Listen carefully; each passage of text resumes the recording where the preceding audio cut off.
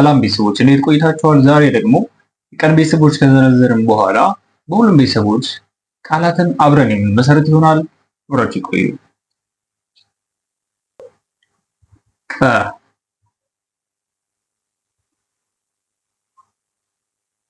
ቀ ላ ል የለቤተሰብ አራተኛ የለቤተሰብ አሁንም ስድስተኛ ቀላል ቀ መ ሰ ቀመሰ ቀ ል ጣ ፋ የጠ ቤተሰብ አራተኛ ጣ የፈ ቤተሰብ አራተኛ ፋ ቀልጣፋ ቀ ማ ኛ ቀማኛ የኛ ቤተሰብ ስንተኛ ነው? አራተኛ ኛ የመ ቤተሰብ አራተኛ ቀማኛ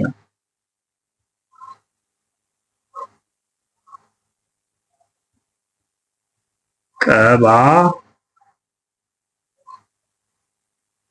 ጣ ሪ የረ ቤተሰብ ስንተኛ ናት? ሶስተኛ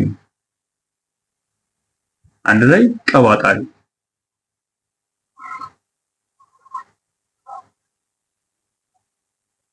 ቀን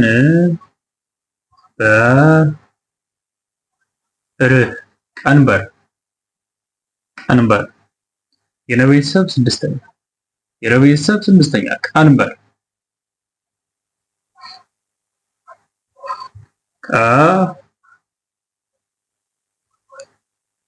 ቀፎ የፈ ቤተሰብ ሰባተኛ ፎ ቀፎ ቀ ለ በ ት ቀለበት። ስለዚህ ቀን ወይም የመጀመሪያዋን ፊደል በመጠቀም ቀላል፣ ቀመሰ፣ ቀልጣፋ፣ ቀባጣሪ፣ ቀንበር፣ ቀፎ፣ ቀለበት እነዚህን ቃላት አገኘው ማለት ነው። ወደ ቀጣይዋ ወይም ወደ ቁልድ ቁ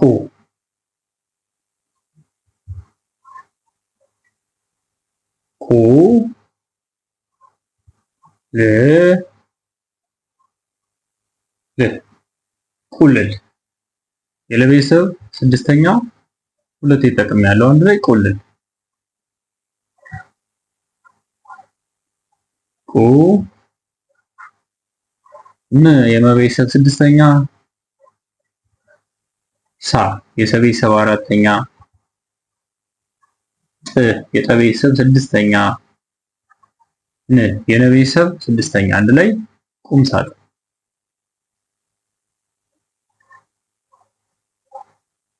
ቁ ል ጪ የጨ ቤተሰብ ስድስተኛ ናት ል ቁልጭ ል ጪ አሁንም ደግሜ የጨ ቤተሰብ ስድስተኛ አንድ ላይ ቁልጭ ልጭ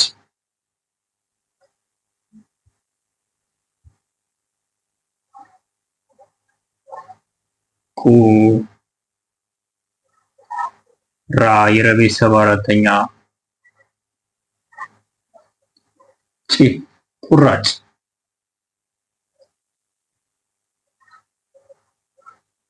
ቁ ል ፍ ቁልፍ የፈ ቤተሰብ ስድስተኛ አንድ ላይ ቁልፍ ቁ ል ቁ ለ ስ የተ ቤተሰብ ስድስተኛ ቁልቁለት ቁልቁለት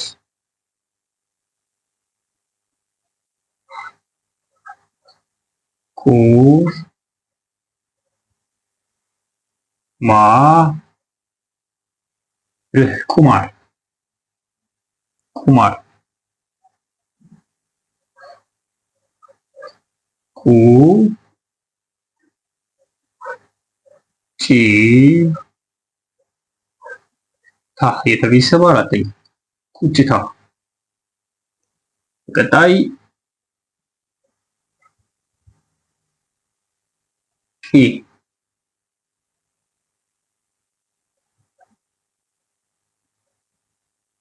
ቂም ቂም የመቤተሰብ ስድስተኛ ቂ መ ኛ የኛ ቤተሰብ አራተኛ ቂመኛ ቂ ጥ ኝ ቂጥኝ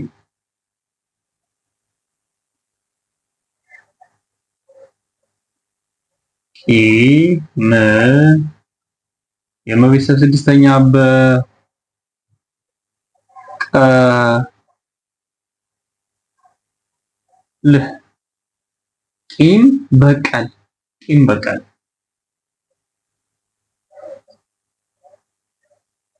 ቂ ላ እግሩ ያጠረው አራተኛው ላ ቂ ል ቂላቂ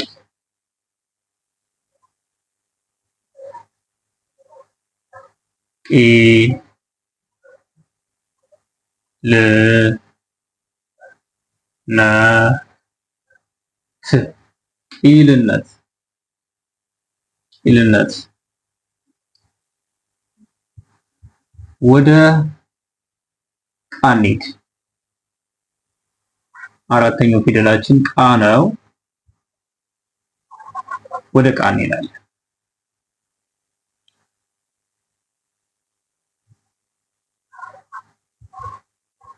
ቃ ጠ ሎ የለቤተሰብ መጨረሻው ቃጠሎ ቃ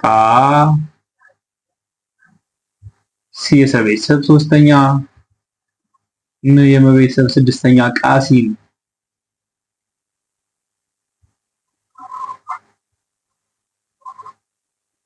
ቃ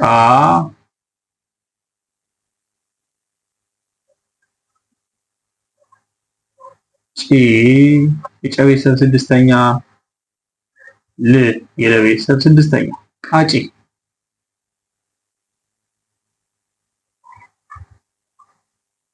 ቃ ላ ት ቃላት ቃ መ ቃ ጣ ቃጣ ቃጣ ቃሪ ያ ቃሪያ የረቤተሰብ ስንተኛ? ሶስተኛ የየቤተሰብ አራተኛ አንድ ላይ ቃሪያ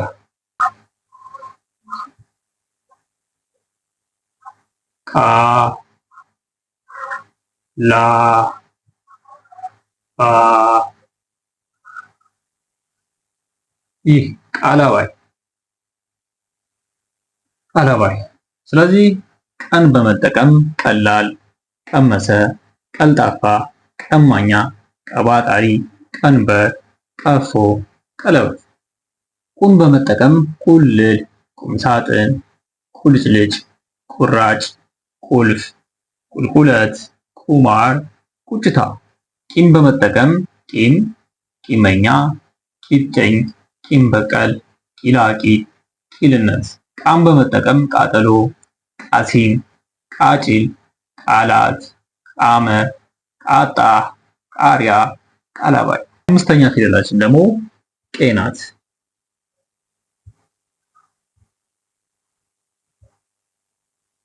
ቄ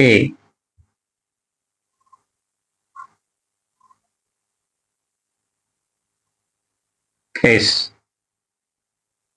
የሰ ቤተሰብ ስድስተኛ ቄ ሶ ቺ ቄሶች የሰ ቤተሰብ ሰባተኛ የቸ ቤተሰብ ስድስተኛ ቄሶች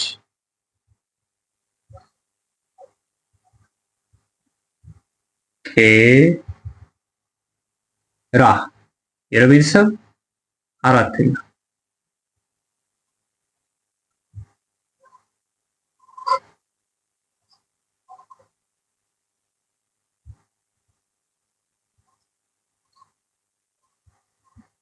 ቄብ የበቤተሰብ ስድስተኛ ቄብ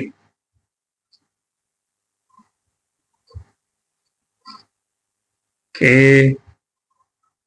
ኦ ቺ የበቤተሰብ የመጨረሻው ሰባተኛው አንድ ላይ ቄቦች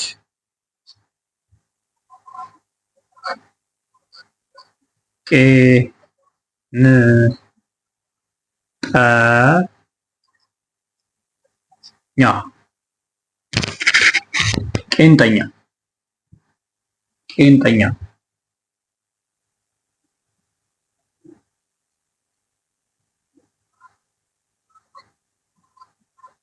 ቄ ራ ወ ሺ ያው እየደጋገምኩት ነው መጠኑን እያበዛው። ለምሳሌ ቄራል ቄራዎች፣ ይሄ ሲበዛ ነው። ቄስ ቄሶች፣ ቄብ ቄቦች። በቄ ትንሽ ቃላት ችግር ስለሚል ነው። ዋናው ነገር ፊደላቶችን መረዳት ስለሆነ ችግር የለውም። ስለዚህ ቄን በመጠቀም ቄስ ቄሶች፣ ቄራ ቄብ ቄቦች፣ ቄንጠኛ ቄራዎች የሚሉ ቃላትን መመስረት ቻለን ማለት ነው። ወደ ቀጣይ እንሂድ። ስድስተኛ ላይ ማን ነው የምናገኘው? ቅን አይደለም? ችን ፊደል ቅን። ስለዚህ ቅን እንደመነሻ በመጠቀም ደግሞ ምን ማለት እንችላለን?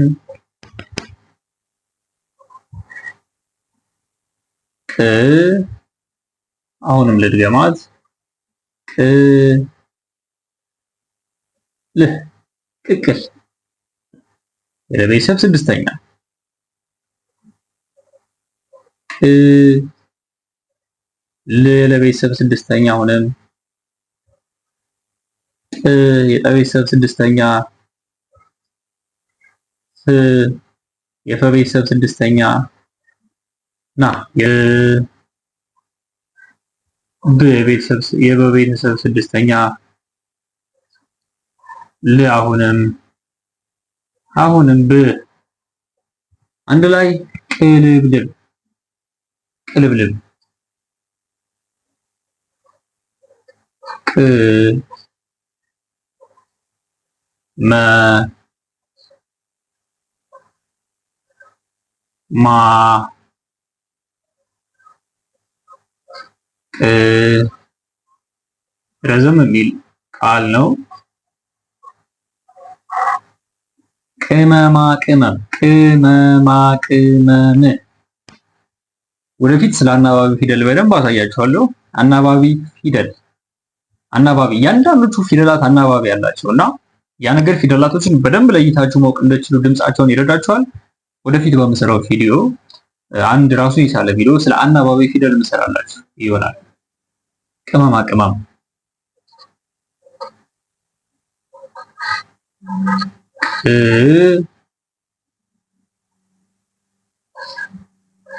ል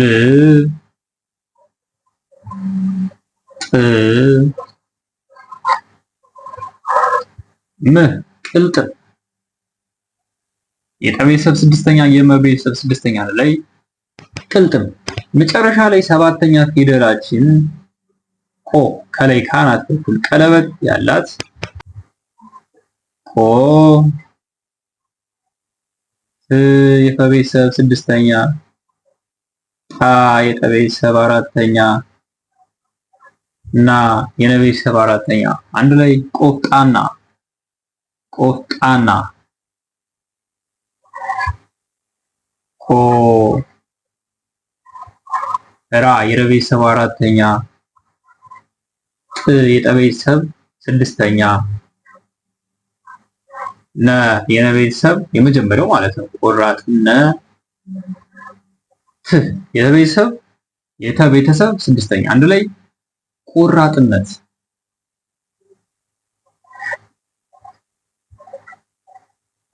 ቆ ሻ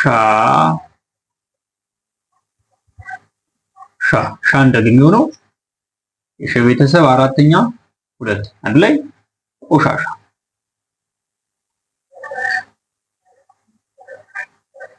ቆ ረ ቆ ረ ቆና ረ የተጠቀምኩት ደጋገምኳቸው። ያው ፊደላትን በመደጋገም ቃል መመስረት ይቻላል። ቆረቆረ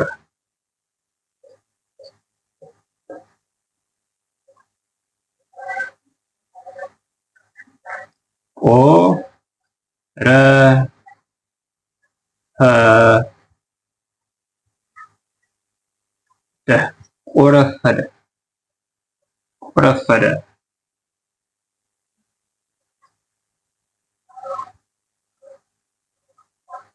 ቆ ለ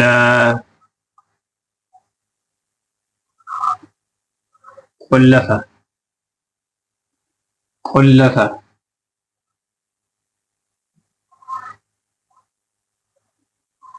ቆ ራ ጪ ቆራጭ። ይበቃናል። ከዚህም በላይ እናንተ በጣም ብዙ መዘርዘር ትችላላችሁ።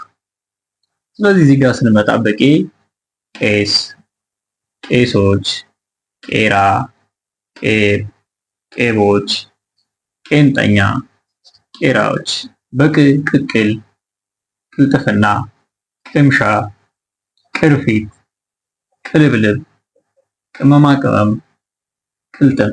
በቆ ደግሞ ቆፍጣና፣ ቆራጥነት፣ ቆሻሻ፣ ቆረቆረ፣ ቆረፈደ፣ ቆለፈ፣ ቆራጭ። እንደዚህ እያላችሁ ፊደላቶችን በደንብ መታወቅ ትችላላችሁ። መለማመድ መጻፍ ነው። በጣም ቀላል ነው። ወደፊት በሚኖረን ቪዲዮ ደግሞ ከዚህም በላይ በጣም ብዙ እናያለን። እንግዲህ ይህ ግዮን አካዳሚ ነው። ሰብስክራይብ እያደረጋችሁ ቤተሰብ ሁኑ። በኦንላይን መማር የምትፈልጉም ከታች በማስቀምጠው ስልክ ቁጥር በተለያየ አማራጭ መማር ትችላላችሁ። ለዛሬ በቃናል። ቀጣይ በሌላ ቪዲዮ መልሳለሁ። መልካም ጊዜ